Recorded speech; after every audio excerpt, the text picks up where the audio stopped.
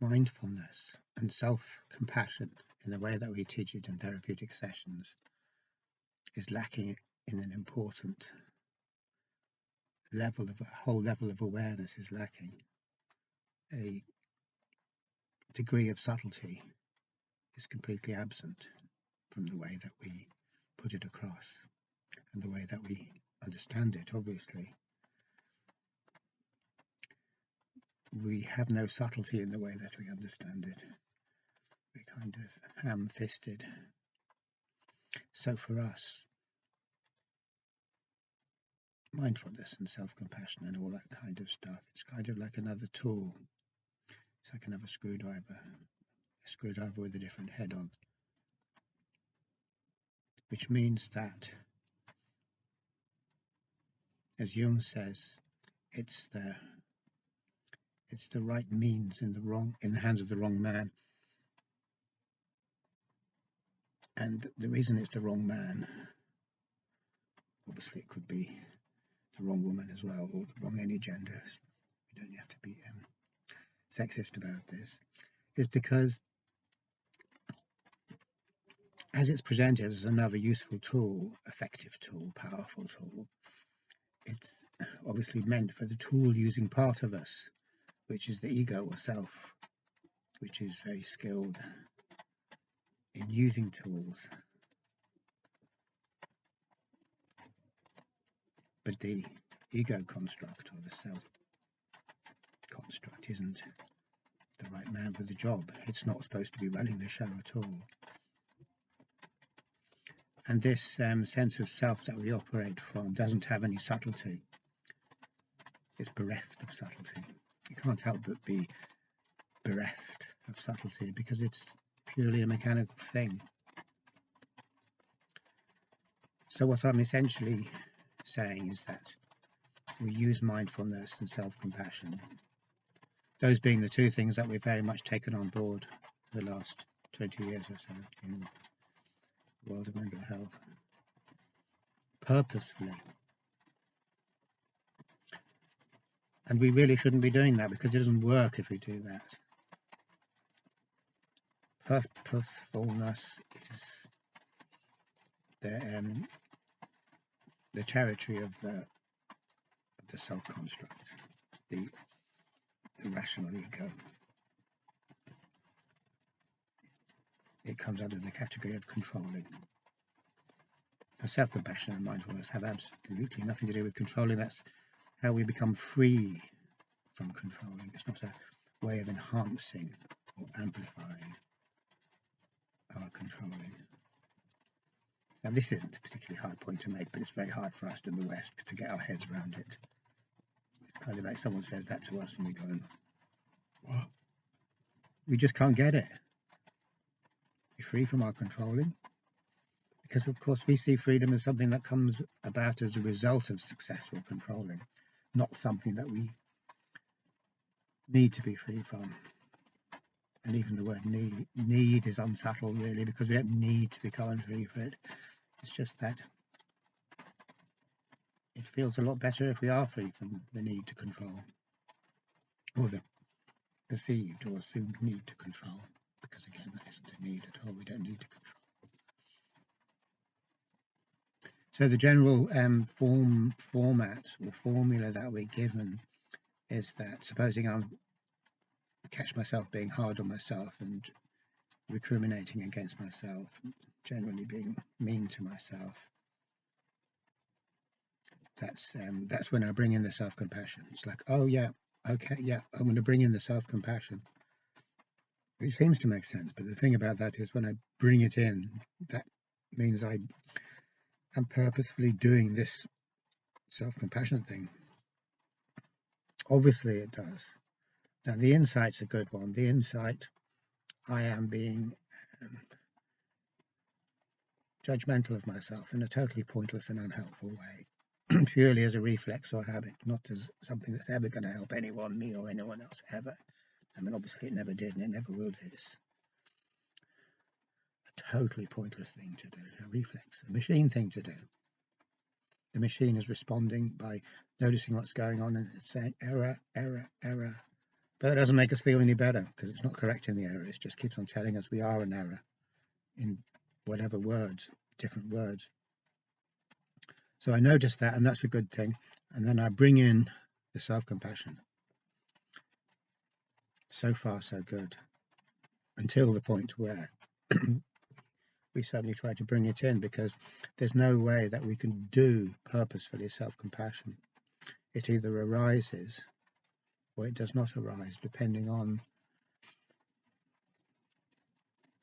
I suppose, how well the ground is prepared, whether we have spent time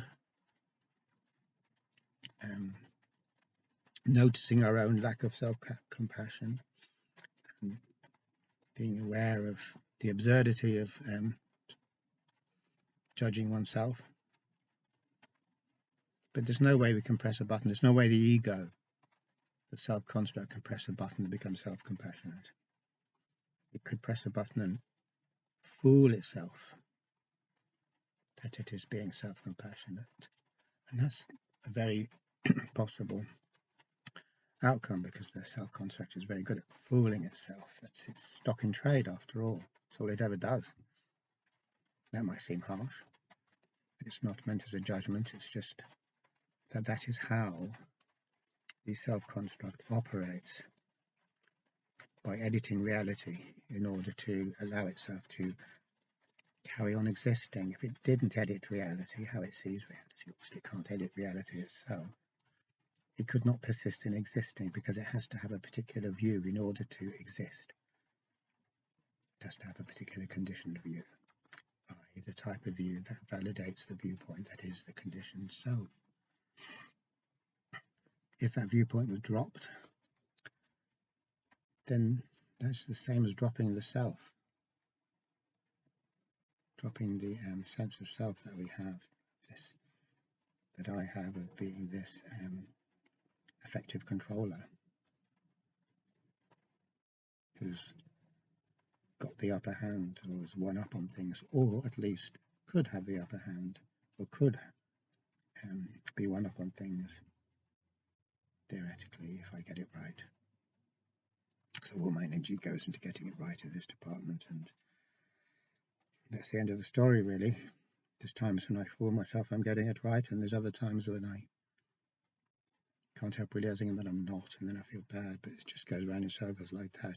Successful self-deception followed by that self-deception developing cracks and showing itself up to be no longer the case, in which case we feel very disappointed and disheartened, because we're relying on that view of ourselves as being a successful controller, or potentially a successful controller. That's called being a winner. Our culture is fixated on being a winner, on the idea of becoming a winner. And the very fact that we are fixated on the idea of becoming a winner, or being successful, or however we want to put it, these are all terms that belong to the self-construct. That's the ultimate validation for the self-construct, being a winner, being a success, whatever. Because we're fixated on that, that is in itself us being really, really hard on ourselves. It's like we have to jump through this hoop before we're worth anything. If we're not jumping through that particular hoop, the success hoop, we're crap. We're not worth anything. There's no justification for our existence at all. We'll have no time for ourselves. We'll reject ourselves, and we would just be completely unaccepting of ourselves unless we jump through this hoop. So all this positive talk about being able to win out, or get things to be the way that we want them to be, sounds good, only in a very, very, very, very superficial way, because what it really is self-abuse. It's like we're being very, very harsh on ourselves, completely unnecessarily. And yet we think it's a good and helpful thing to do, so we carry on doing that. So that's a bit of a detour. Kind of coming back, we can say that the subtlety that we've missed out is that we have no power to be self-compassionate on demand when we want to.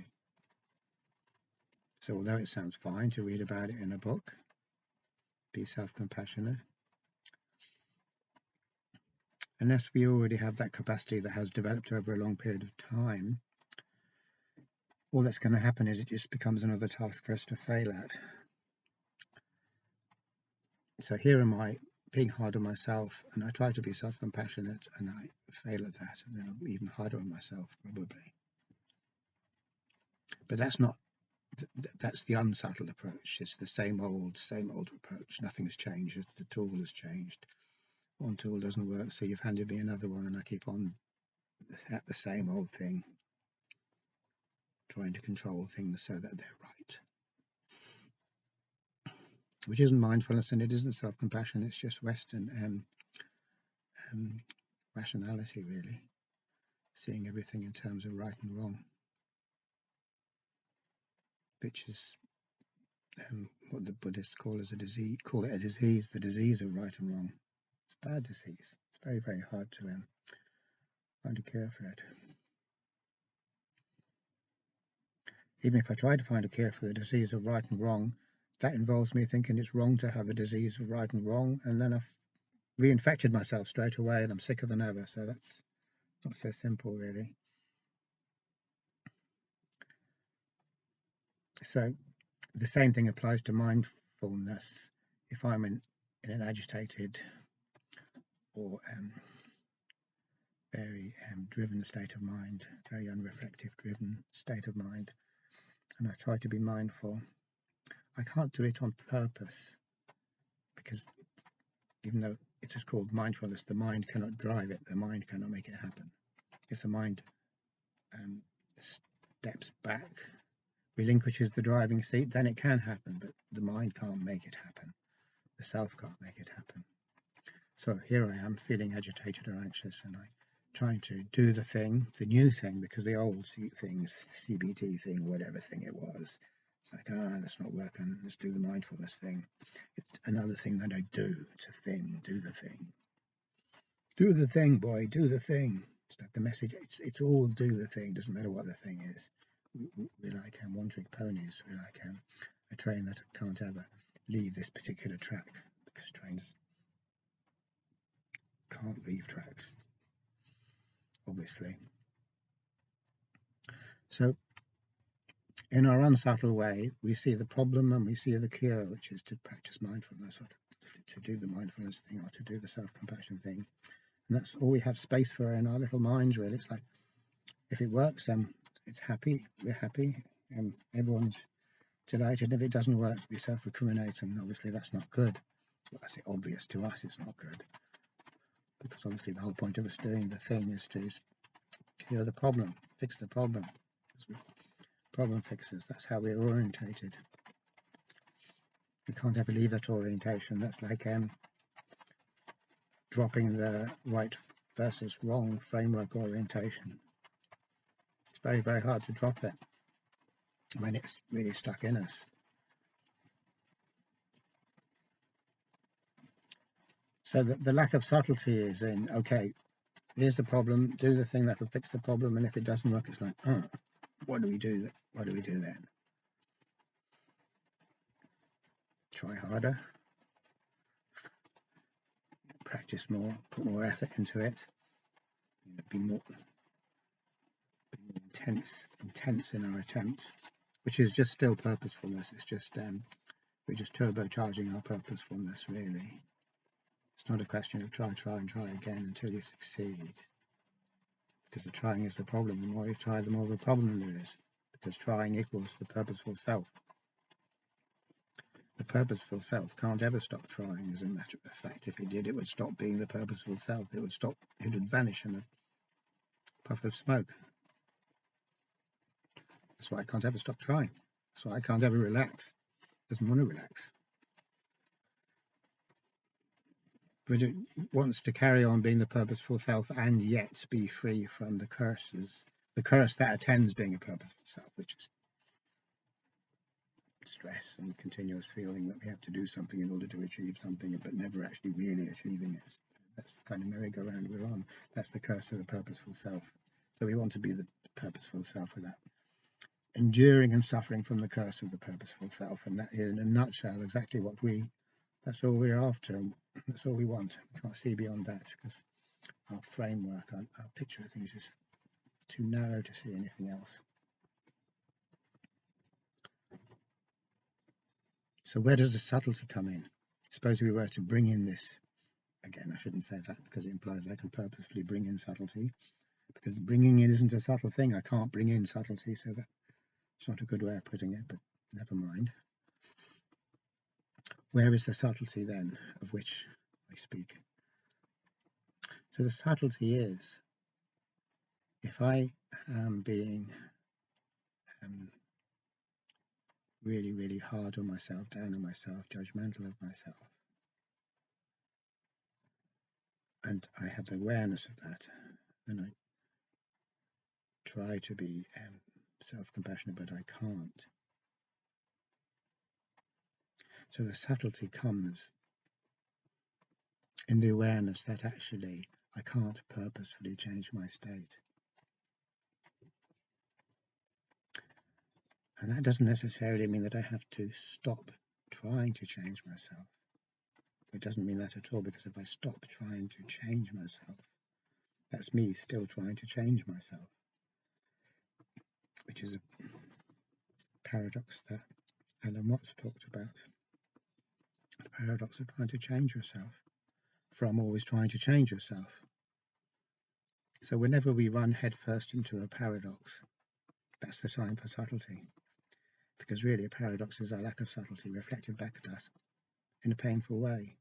It's a painful way when we're talking about paradoxes in a psychological sense. Obviously in a mathematical sense, if you're a professor of logic, it's not necessarily painful. You run into a paradox, you say, here's a whatever paradox, and that's fine, it's not that painful. But we're talking about a practical manifestation of paradoxes, which is the more I try to change myself, the more I'm the same. So the subtlety of thought, or the subtlety of awareness there, is to see, yes, here's a paradox, and the paradox is fed by my attempt to try and do whatever it is I'm trying to do. And it doesn't matter what I'm trying to do, because it's the trying to do it that is manifesting as a paradox. So being aware of this paradox, being aware of what paradoxes are. Paradoxes are actually an indication of our awareness. If I run into a paradox, that means I'm aware enough to see the paradox, as long as I'm prepared to step back a little bit and just, as opposed to just forcing my way ahead, trying to beat it, in which case the paradox, I don't see it as a paradox, I just see it as a problem I have to overcome, and if I can't overcome it, I get despondent. But to see a paradox as a paradox is a kind of aha moment. It's like, we know this one, we know what it involves. And the insight comes part and parcel with this state of mind, which is more subtle. And it's more subtle because I'm able to carry on watching myself. So if I'm being self-judging, I notice myself being self-judging, and I also notice my attempts to stop myself being self-judging, and I notice these attempts being unsuccessful. But I notice that in the same way. So if I notice myself being self-judging, I'm noticing that. That's noticing. I can see what's going on.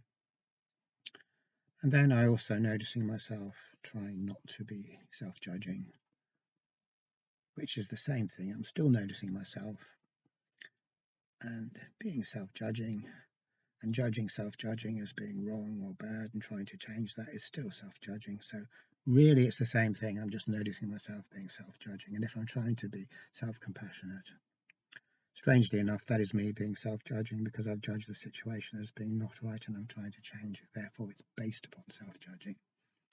So even though it sounds complicated, I observing myself and then observing myself trying to change myself, it isn't, because how I am when I observe myself is always trying to change myself. It is always controlling. So it always comes down to just notice, controlling or attempting to control, and noticing myself doing this. So when we see it that way, we can it becomes easier to understand. Everyday life, here's me trying to control. Here's the rational ego trying to stay on top of things and manage things. A sophisticated form of management is to try and stop oneself managing, be compassionate and say it's okay not to manage successfully, but that's another level of management. It's a trick. What really helps is not to try and fix that. Self-managing, self-controlling, or self-judging. Self-controlling and self-judging are the same. If I control successfully, I pat myself on the back and say, yay, I'm great. I'm the man. If I can't, I say, I'm a screw-up, I'm a loser, etc. It's the same. It's the same whether I'm judging myself and congratulating myself for the successful judging, or whether I'm denigrating myself for the fail. It's the same. It's the same. It's just the same old crap that goes on forever until eventually we die. So the new thing is not to get caught up in that shite. The new thing is to notice that, and also with the awareness that I can't change that self-construct, that modality of seeing myself or being myself. I can't change that, but I can see it. So then whether we're talking about self-compassion or mindfulness, it's the same thing. The same thing applies. What I'm doing is making peace with myself, not deliberately, because nobody can make peace deliberately. That's not peace, that's just pretending to be peaceful. Really underneath you're seething, really angry, fed up, frustrated, annoyed, disillusioned, bitter, twisted.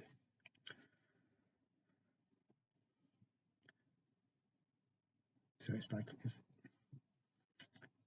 it's not like some button you press, but instead of getting caught up in pointing out that it isn't purposeful, just to say that if I can make peace with the self-construct being the way that it is and just watch it doing its stuff, performing its antics, without trying to change it, then that's self-compassion, that's mindfulness.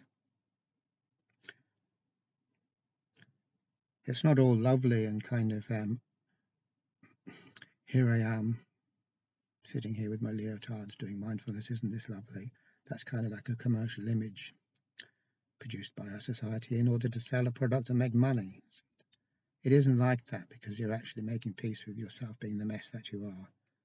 That's not so serene. You can't put that on a poster to advertise your mindfulness course. Well, you could, possibly, but it doesn't sell. No one wants to watch themselves, be aware of themselves being a mess, and also realize that we can't stop being a mess, because that's us. That's what we're identified with the self-construct. The self-construct is always like that. It's actually a joke, really. It's just spinning around, spinning around, spinning around, never getting anywhere, but just thriving on the occasional illusion that it is. And those illusions become very precious to us, and they're repackaged and sold to us by society, and we buy into them, and that's what keeps the whole thing ticking. So then we could say, well, okay, it's still the same problem. How do I make peace with the self-construct being true to its nature and doing what it always does? How can I make peace with that? But the peace comes from understanding. If I can very clearly see for myself, directly that is, without being told it, that I can't change the behavior of the self-construct in any meaningful way. I can't stop it judging, I can't stop it trying to control, I can't stop it being manipulative and shallow the whole time. I can't stop that. Nobody can stop that. And to see it frees us from this ridiculous sense that we have that we need to change it or ought to. It's a kind of moral duty to change it. So the peace, being able to make peace with ourselves as we are in everyday life, comes from that insight, from that particular insight. Thanks for watching.